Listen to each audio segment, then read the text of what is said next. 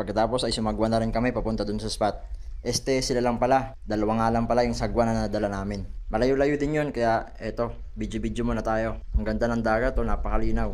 Sinisilip-silip ko pa nga dito kung maraming isda sa ilalim ng dagat. Kaya eto, hinulog na rin namin yung lambat. Pag natapos itong maihulog ay i-distribute naman kami ni Papa doon sa lugar kung saan kami magsisimulang lumangoy para itaboy ang mga isda. Papunta doon sa lambat.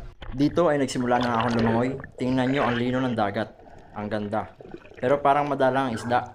Tuloy-tuloy lang tayo at baka sa banda ron ay may makita tayo. Ayun, sige, tuloy-tuloy lang. Ayan, dito nga sa banda rito ay may mga dilis pero hayaan na lang natin yan. Ang liliit niyan, siguradong lusot yan sa lambat. At dito nga ay nakita ko yung kapatid ko, pinupuluputan niya yung ipingan.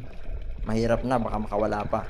At eto nga pala si Uncle Dekong, ang aming busero. Siya ang taga-sisid pagka may isabit yung lambat. Ayan ang mga huli namin, tingnan nyo, ang ganda. Kaliwagon nga pala ang tawag dyan, kaliwagon. Ang ganda ng